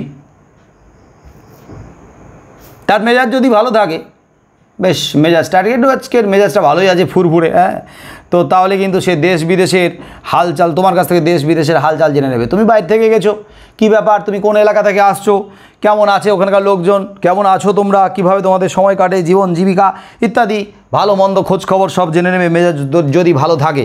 আবার নিজেও কিছু খবরাখবর দেবে। আর এটা তো বিশেষ করে মেজাজ ভালো থাকলে বলবেই গর্ব করে, জানো আমার যে বিহারি মনিব, হ্যাঁ, বাংলাদেশের যত ফেরিঘাট আছে সব ফেরিঘাটের মালিক। একটু বেশি বাড়তি কথা বলবে, কেন, মেজাজ ভালো আছে। বাংলাদেশে যত ফেরিঘাট আছে সব ফেরিঘাটের মালিক আমার বিহারি মনিব। এটা নাও হতে পারে, কিন্তু মেজাজ ভালো আছে, একটু বেশি গুল মারবে আর কি। পাহাড়ের নিচে যারা থাকে তারা আমাদেরই মতো হাল বলদ নিয়ে চাষাবাদ করে। পাহাড়ের উপরে কিন্তু হাল বলদ নিয়ে চাষাবাদ করে না, চাষাবাদ করার প্রক্রিয়াটা বলা হলো পদ্ধতি। কিন্তু পাহাড়ের নিচে যেখানে মাটি আছে সেখানে যারা থাকে তারা হাল বলদ নিয়ে চাষাবাদ করে আমাদের মতো। কিন্তু তাদের চোখে মুখে পাহাড়ি ছাপ রয়েছে, পাহাড়ি জাতি এরা। এই পাহাড়ি জাতির মধ্যে কারা কারা আছে না, হাজং, গারো, কোচ, বানাই, ডালু, মারগান, এই উপজাতিগুলোর নাম ব্র্যাকেটে রাখো। হাজং, গারো, কোচ, বানাই, ডালু, মারগান, এদেরকে ব্র্যাকেটে রাখো। এমনি সব নানা ধরনের জাত। গারোদের আলাদা ভাষা, গারোদের ভাষা আলাদা, আর হাজং ডালুদের ভাষা যদিও বাংলা। হাজং ডালুরা কিন্তু বাংলায় কথা বলে, কিন্তু বাংলায় কথা বললেও তাদের উচ্চারণ একটু অদ্ভুত লাগে আমাদের কানে। আমাদের বাঙালিদের মতো ওই রকম উচ্চারণ নয়, তারা একটু উচ্চারণে পরিবর্তন করে। কিছু কিছু ধ্বনির উচ্চারণ একটু শুনতে অড লাগবে আমাদের। যেমন তকে তারা ট বলে, টকে ত বলে, আবার ডকে তারা দ বলে, দকে ড বলে। তুমি দাঁড়িয়ে আছো, হঠাৎ করে তোমার কানে যদি এরকম উচ্চারণ আসে, স্বাভাবিকভাবে প্রথমবার যদি শোনো, মাঝবয়সী, বয়স্ক, তাদের মুখে যদি এরকম উচ্চারণের জড়তা তুমি শোনো, তাহলে স্বাভাবিকভাবে শুনলে ভারী মজা পাবে, হাসিও পাবে। ভাবো তো, তোমার পাশে দাঁড়িয়ে তোমার কাকার বয়সী একজন হৃষ্টপুষ্ট লোক বলছে, দুধকে ডুড বলছে, তো হাসি পাবে না?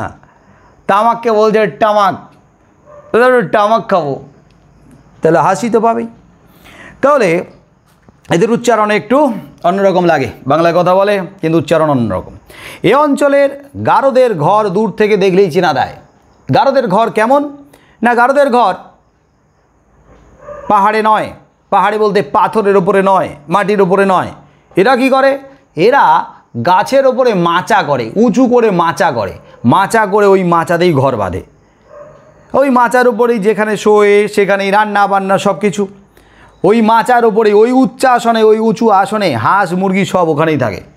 এটা হচ্ছে পাহাড়ি স্বভাব। হ্যাঁ, পাহাড়ি স্বভাব, পাহাড়ি বৈশিষ্ট্য। কারণ বুনো জীবজন্তু কোনো জীবজন্তু এদের হাঁস মুরগি খেয়ে ফেলবে, তাদেরকে আক্রমণ করতে পারে, তাহলে কোনো জীবজন্তুর ভয়েই তারা মাচা করে ঘর বাঁধে, তাদের এই ব্যবস্থা। এটা পাহাড়ি স্বভাব। এ অঞ্চলের হাজংরাই সংখ্যায় সবচেয়ে বেশি। এই অঞ্চলে হাজং জাতির মানুষ, হাজং উপজাতির মানুষ সব থেকে বেশি আছে। আর হাজং কথার অর্থ কি? হাজং কথার মানে হচ্ছে পোকা। ব্র্যাকেটে রাখো, ব্র্যাকেটে রাখো, হাজং কথার মানে পোকা। এই পোকা মানে কিন্তু ওই অর্থে নয়। আমরা অনেক সময় বলি না বইয়ের পোকা। আচ্ছা, বইয়ের পোকা মানে কি? কি বোঝানো হলো? সারাদিন বই নিয়ে বসে। হ্যাঁ, সারাদিন বই নিয়ে বসে থাকে, বইয়ে মুখ গুজে বসে থাকে, বইয়ের প্রতি বিরাট নেশা আছে, তাকেই বলি বইয়ের পোকা। সিনেমার পোকা, যে সিনেমা নিয়ে বসে থাকে। সিরিয়ালের পোকা, সিরিয়ালে ডুবে থাকে। তাহলে পোকা অর্থে অত্যন্ত আগ্রহ রয়েছে, নিষ্ঠা রয়েছে, মনোযোগ রয়েছে, একাগ্রতা রয়েছে, তার প্রতি অগাধ ভালোবাসা রয়েছে, টান রয়েছে, দক্ষতা রয়েছে। তাহলে হাজং কথার মানে যদি পোকা হয় এখানে দক্ষতা অর্থে, তাহলে হাজং মানে যদি পোকা হয় তাহলে চাষবাসে তারা পোকা, তার মানে চাষের পোকা মানে কি বোঝালো? তারা চাষবাসে পটু বা দক্ষ। হ্যাঁ, চাষবাসে পটু বা দক্ষ। হ্যাঁ, তাদের মতে পাহাড়তলির এ অঞ্চলে হাজংরাই প্রথম আসে। হাজংদের কথায় আমরাই, মানে হাজংরা বলছে আমরাই কিন্তু এখানে প্রথম এসেছি। আর তখন চাষবাসে তাদের নাকি, তাদের জুড়ি নাকি আর কেউ ছিল না, তাদের মতো জুড়ি, তাদের মতো জুড়ি, তাদের মতো দ্বিতীয়টা আর কেউ ছিল না, এতটা দক্ষ ছিল চাষবাসে। পাহাড়ি গারোরা তাই তারিফ করে নাম দিয়েছে, চাষবাসে এতটা দক্ষ, তাহলে পাহাড়ি গারোরা এই হাজংদেরকে তারিফ করে নাম দিয়েছে হাজং। হাজং অর্থাৎ চাষের পোকা। ব্র্যাকেটে রাখো, হাজং অর্থাৎ চাষের পোকা, এটাকে ব্র্যাকেটে রাখো। ধানের ক্ষেত দেখলে কথাটা বিশ্বাস না করে উপায় নেই, সত্যি তাই। এই পাহাড়তলিতে একেবারে ধানের ক্ষেত, সবুজময় চারদিকে। পাহাড়ি অঞ্চল, পাহাড়তলিতে এত বিস্তীর্ণ এলাকা নিয়ে সবুজ ধান ক্ষেত, ধান দেখলে এই কথাটা কিন্তু এদের ক্ষেত্রে খাটে, বিশ্বাস না করে উপায় নেই, বিশ্বাস করতেই হয় যে সত্যি এরা হাজং মানে পোকা, চাষের পোকা। একটু কষ্ট করে যদি পাহাড়ে না হোক, একটু কষ্ট করে পাহাড়ের উপরে উঠতে না হোক, এতটা উঠতে হবে না, এই আশেপাশে কাছাকাছি একটা টিলার উপরে, পাহাড়ি টিলা, উঁচু ঢিপির উপরে উঠে দাঁড়াও, তাহলে দেখতে পাবে নিচের দিকে তাকালে কি মনে হবে? নিচের দিকে তাকালে মনে হবে পৃথিবীটা যেন সবুজ সবুজ হয়ে গেছে। যতদূর দেখা যায় শুধু ধান আর ধান। একটা সীমাহীন নীল সমুদ্র যেন আহ্লাদে, মানে খুশিতে, আনন্দে হঠাৎ সবুজ হয়ে গেছে। আচ্ছা, সীমাহীন নীল সমুদ্র কেন বলেছে? সীমাহীন নীল সমুদ্র হঠাৎ আহ্লাদে সবুজ হয়ে গেছে, নীল সমুদ্র কেন বলেছে বলো? সমুদ্র কেন বলেছে? স্যার, পাহাড়ি এলাকা তাই সেখানে আকাশটা দেখা যাচ্ছে নীল রঙের। না না না না না, নীল সমুদ্র, আসলে সমুদ্রে তো ঢেউ ওঠে, তাহলে সমুদ্রে ঢেউ উঠলে সমুদ্রের ঢেউ মানে কি? একটু উঁচু নিচু, ঢেউ খেলানো সমুদ্রটা ভাবো। আর পাহাড়ি অঞ্চলে চাষ হয়েছে, একেবারে তো সমতল নয়, তাহলে কোথাও উঁচু কোথাও নিচু, এরকমভাবে ঢেউ খেলানো হয়ে রয়েছে। তাহলে মনে হবে একটা সমুদ্র, একটা নীল সমুদ্র, কিন্তু নীল রং নেই, কী রং? সবুজ।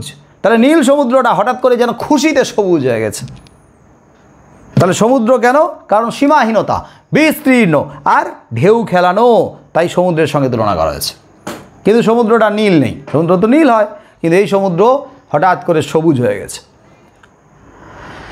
এত ফসল, এত প্রাচুর্য, কিন্তু কিন্তু মানুষগুলোর দিকে তাকালে মনে হয় জীবনে তাদের শান্তি নেই। দাগ দাও, এত ফসল থেকে, এত প্রাচুর্য থেকে শান্তি নেই পর্যন্ত পুরো লাইনটাই দাগ দাও, স্টার মার্ক দিয়ে 5 লিখে রাখো।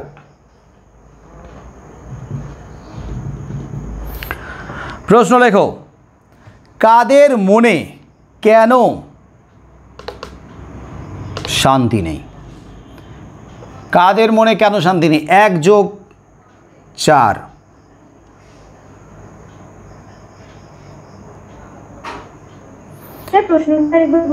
কাদের মনে কেন শান্তি নেই? প্রশ্নটা 1 + 4 নম্বরের। তাহলে তাদের মনে শান্তি নেই, শান্তি থাকবে কী করে? এত ফসল ফলায়, এত প্রাচুর্য, তাও শান্তি নেই। তার কারণ তাদের মনে অশান্তির কারণ জমিদার, জমিদারের পাইক বরগন্দাজ। একটা দুষ্টু শনি কোথাও কোনো আনাচে যেন লুকিয়ে আছে, ঘাপটি মেরে আছে আনাচে কানাচে, সুযোগ বুঝেই একেবারে ঝাঁপিয়ে পড়বে, ওত পেতে আছে। এই লাইনটাও দাগ দাও, একটা দুষ্টু শনি কোথাও কোনো আনাচে যেন লুকিয়ে আছে, এটাও স্টার মার্ক দিয়ে রাখো, 5 লিখে রাখো। প্রশ্ন লেখো, কাদের আনাচে কোন দুষ্টু শনির কথা বলা হয়েছে এবং তাদেরকে দুষ্টু শনি বলা হয়েছে কেন? লেখো, কাদের আনাচে কোন দুষ্টু শনির কথা বলা হয়েছে,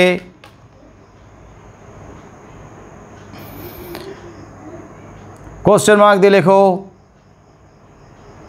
তাদেরকে দুষ্টু শনি বলা হয়েছে কেন, সবিস্তারে লেখো। নাম্বার 2 যোগ 3, আগেরটার উত্তর এটার উত্তর প্রায় একই।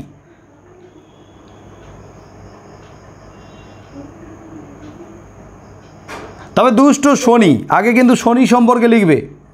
শনি কি করে, শনির কোপ, শনির প্রকোপ, শনির দৃষ্টি যার উপরে পড়ে সব কিছু নষ্ট করে দেয়, সব কিছু কেড়ে নেয়, সব কিছু শেষ হয়ে যায়। তাহলে বলো তো এখানে দুষ্টু শনি বলতে কাদেরকে বোঝানো হয়েছে? দুষ্টু শনি বলতে কাদেরকে বোঝানো হয়েছে? জমিদার শ্রেণীকে। জমিদার শ্রেণীকে, জমিদার শ্রেণীকে দুষ্টু শনি বলা হয়েছে। আর তাদের চোখ, তাদের লোভের দৃষ্টি যখন প্রজাদের উপরে পড়ে, তাদের জমি জায়গার ফসলের উপরে পড়ে, তাদের জীবন একদম শেষ হয়ে যায়। তাহলে দুষ্টু শনি কোথাও যেন আনাচে লুকিয়ে আছে। ধান কাটার সময় বাড়ির মেয়ে পুরুষ সবাই কাস্তে নিয়ে মাঠে ছুটবে। দেখো, এই লোকগুলো জানে যে আমরা এত কষ্ট করে ফসল ফলাচ্ছি, আমরা এত কষ্ট করে ফসল আমাদের তুলতেই হবে, তা সত্ত্বেও তারা জানে যে ফসল যখন উঠাবো তখন উপস্থিত হবে কারা? জমিদারের পাইক বরগন্দাজ। জমিদারের পাইকরা, পাইক মানে লাঠিয়াল বাহিনী, বরগন্দাজ মানে বন্দুক বাহিনী উপস্থিত হবে, জোর করে ফসল তুলে নিয়ে যাবে। আগে ফসল তুলে নিয়ে যাবে, জমিদারের খামারে ফেলতে হবে। তাহলে এরা জানে যে তাদের ফসলের বেশিরভাগ, প্রায় বেশিরভাগটা নিয়ে চলে যাবে জমিদারের লোকজন, জমিদারের কাছে। তা সত্ত্বেও কিন্তু এরা হাড় ভাঙা খাটুনির খাটে, পরিশ্রম করে, ফসল ফলায়, ফসল আবার মাঠ থেকে তোলে।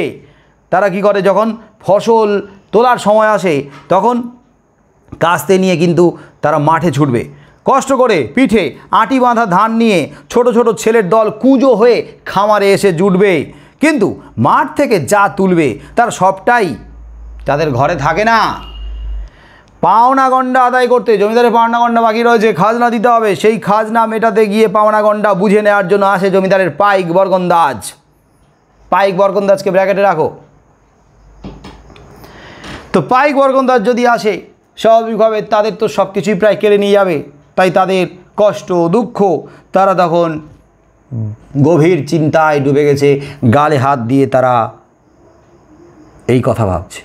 এইখানে যে ছড়াটা রয়েছে সেই ছড়াটা তাদের কষ্টেও, তাদের যন্ত্রণার বহিঃপ্রকাশ। বড়ই ধাঁধায় পড়েছি মিতে, মিতে মানে মিতা, মিতা মানে বন্ধু, বন্ধু বড় ধাঁধায় পড়েছি, ধাঁধায়, জটিল ধাঁধায়, গোলক ধাঁধায় পড়েছি, দিশেহারা বিভ্রান্ত হয়ে পড়েছি। ছেলেবেলা থেকে রয়েছি গ্রামে, এই গ্রাম আমার, এই দেশ আমার, এই মাটি আমার, ছেলেবেলা থেকে এখানেই জন্ম, ছেলেবেলা থেকে এইখানেই রয়েছি। বারবার ধান বুনে জমিতে মনে ভাবি বাঁচা যাবে আরামে। বারবার জমিতে ধান বুনে ভাবি, মনে মনে কি ভাবি? মনে মনে ভাবি এবছর আরামে বাঁচবো, ফসল ফলবে, সব ফসল ঘরে তুলবো, কোনো অভাব থাকবে না, কষ্ট থাকবে না, আরামে বাঁচবো। কিন্তু অবস্থা, মাঠ ভরে যেই পাকা ফসলে, যেই মাঠ ভরলো পাকা ফসলে, তখন আনন্দে সুখে ধরি গান ছেলে বুড়োতে, সবাই মিলে আনন্দে গান ধরি, মাঠে ধান আর ধান, বোধহয় আমাদের কপাল ফিরল। কিন্তু আনন্দে গান ধরি আর হাতে তুলে নিই কাস্তে, একদা কাস্তে নিই সকলে, কাস্তে নিয়ে আমরা মাঠে উপস্থিত হই। এদিকে লাঠির আগায় পাড়া জুড়োতে সেই যে ছড়াটার কথা মনে পড়ে? বলো তো, ছড়া। খোকা ঘুমোলো পাড়া জুড়োলো, ওই পাড়া জুড়োনোর কথা। খোকা ঘুমোলো পাড়া জুড়োলো, কিন্তু বর্গি এলো দেশে, ঠান্ডা করে দেবে বর্গি। বুলবুলিতে ধান খেয়েছে, খাজনা দিব কিসে। তাহলে পাড়া জুড়োতে মানে পাড়াকে ঠান্ডা করে দিতে পেয়াদা আসে, তারপর পালে পালে পেয়াদা আসে, পালে আসে পেয়াদা, সব কিছু কেড়ে নিয়ে যায়। তাহলে আমাদের খালি পেটে থাকতে হয়, তাই খালি পেটে তাই লাগছে ধাঁধা। খালি পেটে থেকে আমরা দিশেহারা বিভ্রান্ত, আমরা কোনো রাস্তা খুঁজে পাই না। প্রত্যেক বছর আমাদের এই অবস্থা হয়। গায়ের আল বাঁধা রাস্তায় লোহার খুর লাগানো নাগরায়, শব্দ হয় খট খটাখট। গায়ের আল বাঁধা রাস্তা, গায়ের মাঠের ভেতর দিয়ে, জমি জমার ভেতর দিয়ে আল থাকে না, দুটো জমিকে আলাদা করে রাখার জন্য আল থাকে, তো সেই আল বাঁধানো যে রাস্তা, সেই রাস্তার উপর দিয়ে হেঁটে আসে কারা না, পাইক বরকন্দাজ। তাদের পায়ে রয়েছে নাগরা জুতো, লোহার নাগরা জুতো। নাগরা জুতো তো জানো, সামনের অংশটা এরকম মুড়ে থাকে, রাজাদের পায়ে থাকতো নাগরা জুতো। আর সেই নাগরা জুতোর তলায় লাগানো থাকতো লোহার খুর, আর যখন তারা হেঁটে যেত তখন ঠক ঠক করে আওয়াজ হতো। তাহলে সেই নাগরায় জুতোয় খট খট করে আওয়াজ হয়, খটাখট শব্দ হয়, আর ওই শব্দে পাড়ার লোকজন সবাই যেন আতঙ্কে প্রহর গুনত। অত্যাচার শুরু হবে। আর দূর থেকে দেখা যেত তাদের হাতে বাঁশের মোটা লাঠির ডগা দেখা যেত। ছোট ছোট ছেলের দল ভয়ে মায়ের আঁচল চেপে ধরত। কী হবে কী হবে, ত্রাস আতঙ্ক। খিটখিটে বুড়ির দল, খিটখিটে বুড়িরা, বুড়ি বয়স হয়েছে, মেজাজ খিটখিটে হয়ে গেছে, আর তার উপরে প্রত্যেক বছর দিনের পর দিন অত্যাচার সহ্য করতে করতে এদেরকে দেখতে দেখতে এদের উপরে বিরক্ত, অসন্তুষ্ট, রীতিমতো বিগড়ে গেছে এদের মেজাজ। আর এরা তো অসহায়, অসহায় এই বয়স্ক মহিলারা, বৃদ্ধারা, বুড়িরা কি করবে? অসহায়ের অস্ত্র কি?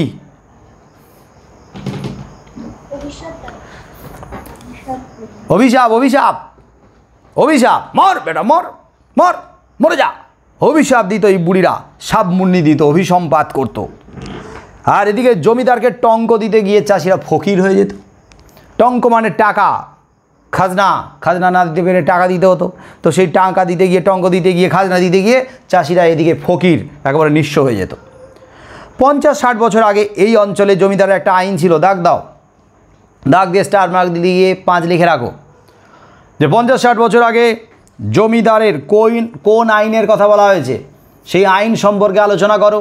আর সেই আইনটাকে বন্ধ করতে গিয়ে প্রজারা কার নেতৃত্বে কীভাবে সংঘবদ্ধ হয়েছিল? প্রশ্ন আবার বলছি, লেখো।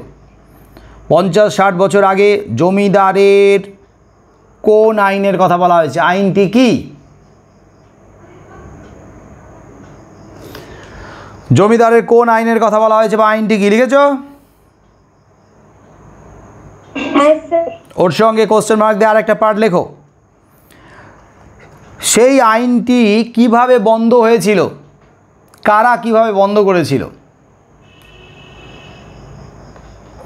তাহলে 50-60 বছর আগে জমিদার একটা আইন ছিল, সেই আইনের নাম হচ্ছে হাতি বেগার। হাতি বেগারকে ব্র্যাকেটে রাখো। বেগার মানে বেগার খাটা, মানে 50-60 বছর আগে জমিদারের কোন আইন ছিল, আর সেই আইনটাকে বন্ধ করার জন্য কারা কিভাবে লড়াই করেছিল?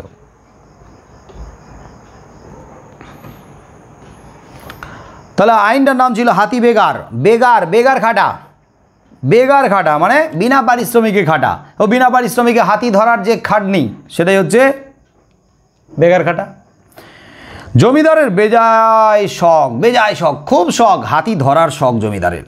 আর সেই জন্য জমিদারের জন্য পাহাড়ে উঁচু করে মাচা বাঁধা হতো, যাতে জমিদারকে বিপদে পড়তে না হয়, জমিদারকে যাতে হাতি, বাঘ, ভাল্লুক, সিংহ এগুলো আক্রমণ করতে না পারে, তাই জমিদারের জন্য পাহাড়ে উঁচু করে মাচা বাঁধা হতো। মাচার ওপরে সেপাই শান্ত্রী নিয়ে নিরিবিলিতে বসবেন জমিদার, তার সভা পারিষদরা, সেপাই শান্ত্রী মানে তার লাঠিয়াল বাহিনী, তার রক্ষক, তাকে রক্ষা করবে সেই সব লাঠিয়াল বাহিনী, সেই সব বন্দুকধারী বরকন্দাজ বাহিনী। সেপাই শান্ত্রী, শান্ত্রী মানে যে তন্দ্রাহীন চোখে, নিদ্রাহীন চোখে সর্বদা সজাগ দৃষ্টিতে পাহারা দিয়ে থাকে, সেই তো শান্ত্রী। ক্লাস 11-এ দীপান্তরের বন্দিনী কবিতা ছিল কাজী নজরুল ইসলামের, মনে পড়ে? সেখানে শান্ত্রী কথাটা ছিল, মনে পড়ে? শান্ত্রী অতন্দ্র প্রহরী, সদা জাগ্রত চোখে, চোখে যার ঘুম নেই, পলক পড়বে না, সেই তো শান্ত্রী। তাহলে সেপাই এবং শান্ত্রী নিয়ে নিরিবিলিতে জমিদার উঁচু মাচার উপরে বসে থাকত। সেই সঙ্গে পান থেকে চুন না খসে তার জন্য ঢালাও ব্যবস্থা। পান থেকে চুন খসা, এটা একটা প্রবাদ, মানে কি বলতো? পান থেকে চুন খসা মানে কি? যাতে কোনো গন্ডগোল না হয়। হ্যাঁ, যাতে কোনো গন্ডগোল না হয়, একটু এদিক ওদিক না হয়। পান থেকে চুন খসা মানে চুনটা পানে থাকবে, চুন শুকিয়ে গেলে পান থেকে তো ঝরে পড়ে, তাহলে কিন্তু একবারে হুলুস তুলুস মাচিয়ে দেবে। তাহলে পান থেকে চুন না খসে, তার মানে একটু এদিক ওদিক না হয়, তার জন্য একবারে ঢালাও নিরাপত্তার ব্যবস্থা রয়েছে। আর প্রত্যেক গ্রাম থেকে প্রজাদেরকে আসতে হবে, সবাইকে আসতে হবে, নিজের নিজের চাল চিড়ে বেঁধে নিয়ে, শুকনো খাবার চাল নিয়ে আসতে হবে, এখানে রান্না করতে হবে। আর রান্না করে খাওয়ার সময় যদি না থাকে তাহলে চিড়ে, ওই শুকনো চিড়ে ভিজিয়ে খেতে হবে, নিজেদের খাবার নিয়ে আসতে হবে, জমিদার খাবার দেবে না। যে জঙ্গলে হাতি আছে সেই জঙ্গলে বেড় দিয়ে দাঁড়াতে হবে, চারদিকে বেড় দিয়ে মানে ঘিরে দাঁড়াতে হবে জঙ্গলে যেখানে হাতি আছে। আর একদিক থেকে হাতি তাড়া করবে, মানে হাতিকে একদিক থেকে তাড়িয়ে নিয়ে আসবে, আর লোকজন হাতিকে ধরার জন্য জঙ্গল বেড় দিয়ে দাঁড়াবে। ছেলে হোক বুড়ো হোক কারো মাপ নেই, সবাইকে আসতে হবে। যারা হাতি বেড় দিতে যেত তাদের কাউকে সাপের মুখে পড়তে হয়েছে, সাপের ছোবলে মারা যেতে হয়েছে, কাউকে বাঘের মুখে প্রাণ দিতে হয়েছে, বলা হয়নি হাতির মুখে। হ্যাঁ, হাতির পায়ের তলায় কেউ মারা গেছে, হাতির সুরের আছাড়ে কেউ মারা গেছে, এইভাবেই প্রাণ গেছে তাদের। কিন্তু একটা মানুষের শখ পূরণ করার জন্য মানুষ কতদিন জীবন দেবে? হ্যাঁ, মানুষ কতদিন এইসব অত্যাচার সহ্য করবে? তাই প্রজারা বিদ্রোহী হয়ে উঠল। দাগ দাও লাইনটা, তাই প্রজারা বিদ্রোহী হয়ে উঠল। আগে লাইনটাও দাগ দাও, মানুষ কতদিন এসব সহ্য করবে, এটাও দাগ দাও।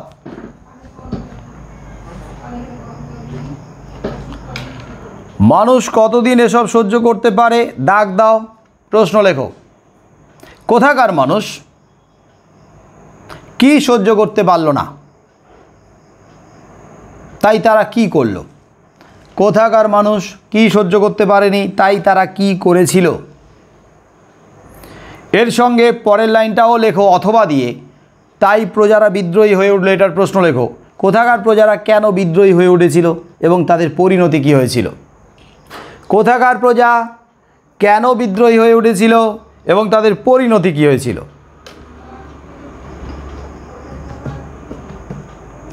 লিখেছ?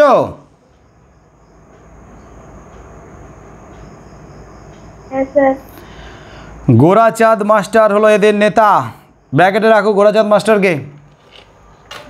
তাহলে এই পাহাড়ি উপজাতিদের এই প্রজাসাধারণকে নেতৃত্ব দিয়েছিল গোরাচাঁদ মাস্টার। চাগলায় বসলো মিটিং। চাগলায় মানে পরগনা, কতগুলো পরগনা নিয়ে একটা চাগলা, একটা এলাকায় মিটিং বসতে লাগলো এবং কামারশালায় তৈরি হতে লাগলো মারাত্মক অস্ত্রশস্ত্র। কামারশালায় লোহা লক্কর পুড়িয়ে ধারালো অস্ত্রশস্ত্র তৈরি হতে লাগলো জমিদারের বিরুদ্ধে। তারপরে শুরু হলো বিদ্রোহ, কিন্তু শেষ পর্যন্ত জমিদারের পল্টনের হাতে প্রজাদের হার হলো। পল্টন মানে সেনাবাহিনী, জমিদারের পল্টন মানে জমিদারের দল বলের কাছে হার হয়েছিল, হেরে গিয়েছিল। কিন্তু একটা ভালো দিক, হাতি বেগার আর চলল না। হাতি বেগার কিন্তু চিরতরে বন্ধ হয়ে গেল। হেরে গেছে প্রজারা ঠিকই, কিন্তু তারা হাতি বেগারটাকে বন্ধ করে দিয়েছে।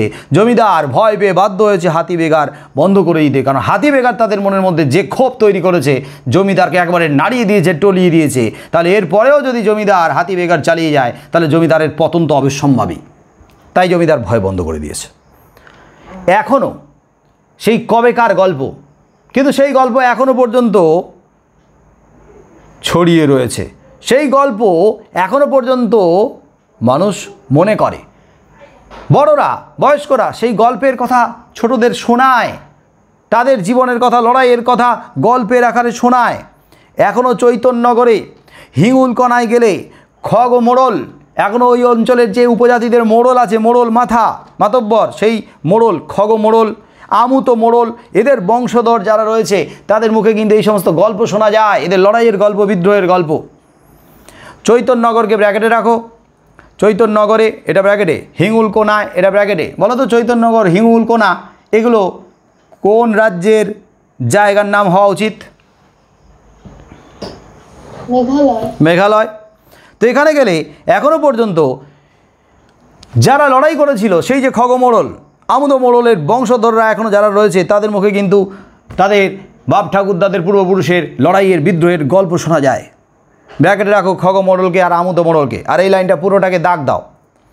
এই যে এখনও চৈতন্যনগরে, হিঙ্গুলকোনায় গেলে খগ মোড়ল, আমুদ মোড়লের বংশধরদের মুখে বিদ্রোহের গল্প শোনা যায়, পুরো লাইনটাই দাগ দাও। প্রশ্ন লেখো, কাদের বিদ্রোহের কথা বলা হয়েছে, তাদের বিদ্রোহ সম্পর্কে যা জানো লেখো। আগে যে উত্তর লিখবে, আগে যে প্রশ্নগুলোর উত্তর যা হবে, তাই এই প্রশ্নের উত্তরও একই হবে।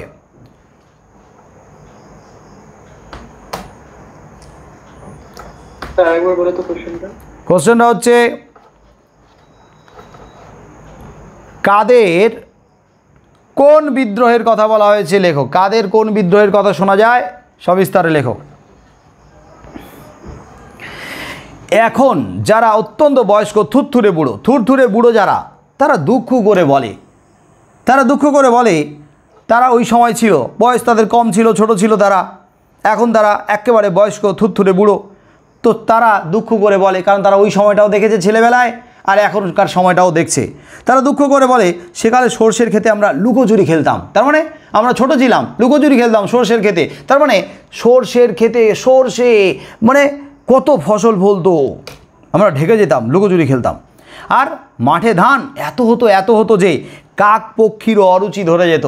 এত ফসল বলতো, এত ধান হতো, কাক পক্ষীও খেয়ে শেষ করতে পারতো না। তার মানে আমাদের কত ফসল আমরা তুলতে পারতাম, কিন্তু বেশিরভাগ ফসল আমরা কি আর ঘরে তুলতাম?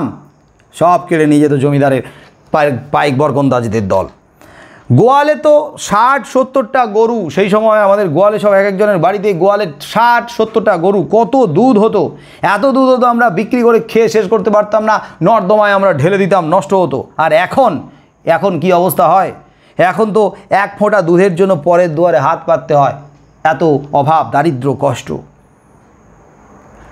লেখক একটা কথা বলেছেন শেষে এসে, একটা কথা বলে রাখি, কি না, ও অঞ্চলে যদি কখনো যাও, ওই অঞ্চলে মানে ওই পাহাড়তলি অঞ্চলে, গারো পাহাড়তলি অঞ্চলে, মেঘালয়, ওই অঞ্চলে যদি কখনো যাও, ওরা তোমাকে বাঙাল বলবে।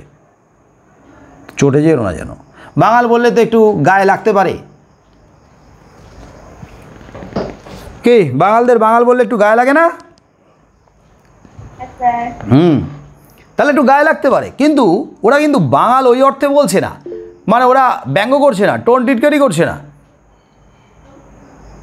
তাহলে ওই অঞ্চলে গেলে বাঙাল বলবে, কিন্তু বাঙাল বললে কিন্তু খেপে যেও না, রাগ করো না, চটে যেও না। ওদের কাছে বাঙাল মানে বাঙালিকেই ওরা বাঙাল বলে। আসলে বাংলাদেশে থাকলেও ওদের আমরা আপন করে নিইনি। বাংলাদেশে থাকলেও মানে কি, একেবারে মেঘালয় আর বাংলাদেশ পাশাপাশি। তার মানে মেঘালয়ের এই গারো পাহাড়তলির কিছু মানুষ আমাদের অঞ্চলেও ছড়িয়ে ছিটে রয়েছে, এই ময়মনসিংহ আর মেঘালয় দুটোর পাশাপাশি। তাহলে এরা আমাদের বাংলাদেশেও রয়েছে কিছু, তা সত্ত্বেও কিন্তু আমরা এদেরকে কি করি, বাঙালি বলে ভাবি। এদের তো চোখে মুখে পাহাড়ি ছাপ, এদেরকে পাহাড়ি জাতি বলে, উপজাতি বলে ভাবি। তাই বাংলাদেশে থাকলেও এরা আমাদের কাছে কিন্তু বাঙালি নয়। বাংলাদেশে থাকলেও ওদেরকে আমরা কিন্তু আপন বলে ভাবতে পারিনি। তাই আমরা যদি ওদেরকে আপন বলে না ভাবি, তাহলে ওরা কি আমাদেরকে আপন বলে ভাববে?